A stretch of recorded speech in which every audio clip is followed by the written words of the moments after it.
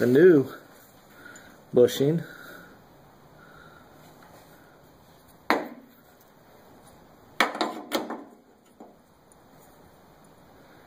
That does not fit in that hole. So see, here's the top part, which slides in right there. Now if you notice, the top part is not tall enough to make contact. See the gap right up in here? It's not tall enough to make contact with the frame. So I was going to take some of the old washers from the original bushing and, you know, slide them up there like so. It'll, you know, it'll be like, you get the idea. That would at least bring it a little closer. And then of course this bolt would go up through the bottom, and let me show you where that attaches.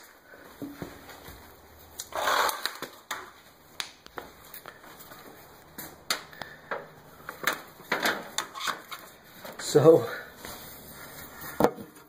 right in that hole there is where the bolt would come through. You can barely see the hole down in there.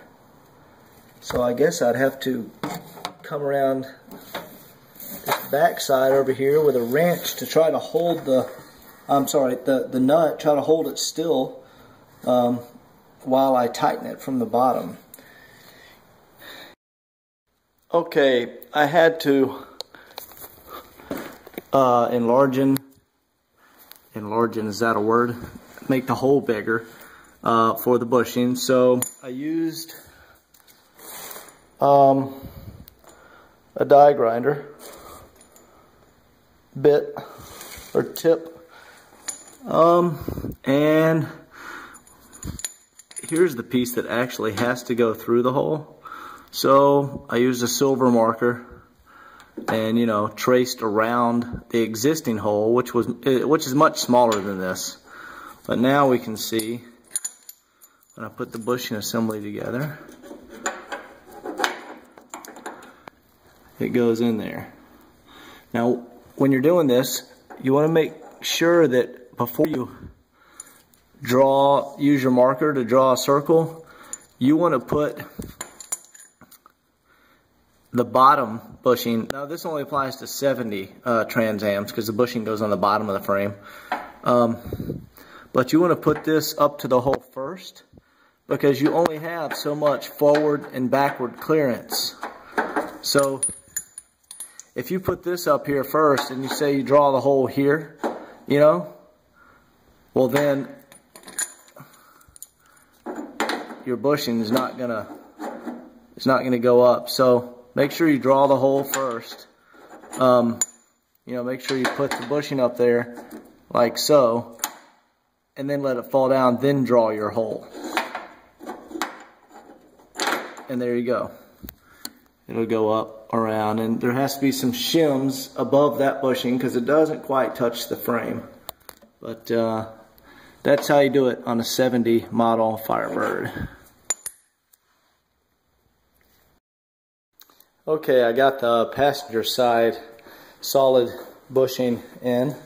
What I did, in order to hold the bolt, I just cut a wrench in half,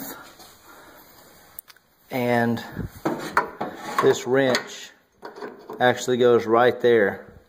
You have to cut it in half, otherwise it's too long and you can't get the wrench in there.